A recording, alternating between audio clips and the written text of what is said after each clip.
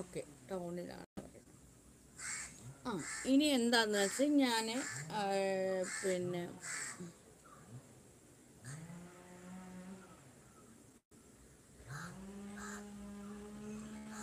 മോളെ ടൗണിൽ നിന്ന് വന്നു കഴിഞ്ഞിട്ട് ഇന്നത്തെ ലൈവ് വീഡിയോ മുഴുവൻ വളരെ ശ്രദ്ധയോടിരുന്ന് കേട്ടിട്ട് ഒന്നും കളയാനില്ല. അതിലെല്ലാ ഭാഗവും കട്ട് പീസ് അറിയാമല്ലോ, ആ പീസാക്കി വേണം നമുക്ക് നമ്മുടെ എല്ലാ ചാനലിലേക്ക് ഇടേണ്ടത്. മനസ്സിലായോ? ഇപ്പോൾ ട്രോള് ചെയ്യുന്നവർ അത്തരത്തിലുള്ള വീഡിയോ എടുത്തുകൊണ്ട് പോകുമ്പോൾ നമുക്ക് വേണ്ടുന്നത് ഇത്തരത്തിലുള്ള വീഡിയോസുകളാണ്. വീഡിയോ ദൃശ്യങ്ങളും ആഡിയോകളുമാണ്.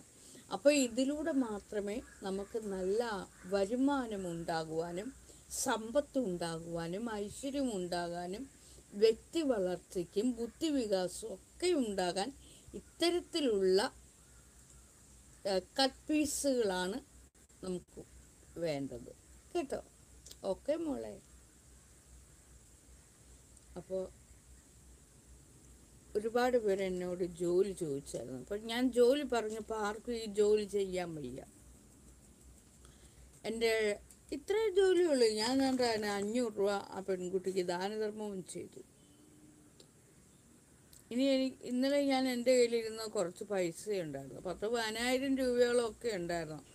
അത് ഞാൻ 2,500-ഉം 3,000-ഉം 2,000-ഉം ഒക്കെ ആക്കി ഓരോരുത്തർക്കും അങ്ങ് കൊടുത്തു. ഞാൻ ഇങ്ങനെ ഇരുന്നപ്പോൾ എനിക്ക് തന്നെ തോന്നി, ഓരോ നിമിഷവുമാണ് ഞാൻ ജീവിക്കുന്നത്.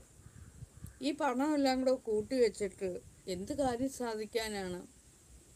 ഒരുപാട് പേർക്ക് ആഗ്രഹങ്ങളുണ്ട്.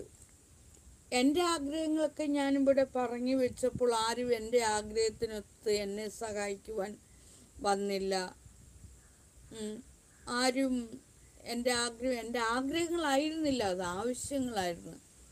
അപ്പോൾ ആ ആവശ്യങ്ങൾ ആരും എനിക്ക് നിറവേറ്റി തന്നിരുന്നില്ല. എന്നാൽ എൻ്റെ അരികിൽ അന്ന് ഞാൻ വിളിച്ചിട്ട് ആരും വന്നില്ല. എന്നാൽ എൻ്റെ ആഗ്രഹങ്ങളെല്ലാം കെട്ടുപോയി. ആവശ്യങ്ങളെല്ലാം കെട്ടുപോയപ്പോൾ എന്നെ തിരക്കി ആളുകൾ വന്നപ്പോൾ ഇപ്പോഴെനിക്ക് ആളൊന്നും വേണ്ടതായി, ആരും വേണ്ട. അതുകൊണ്ടായിരുന്നല്ലോ ഞാൻ വാഹനത്തിൽ പോകുമ്പോഴും ആരെങ്കിലും എൻ്റെ അടുത്ത് ഉപദേശം പറഞ്ഞു വരുമ്പോൾ ഞാൻ ആ വാഹനം ഓടിക്കുന്ന ആളിനോട് പറയും, അദ്ദേഹത്തോട് പറയും, വിട്ടുപോയേക്കാൻ പറയും.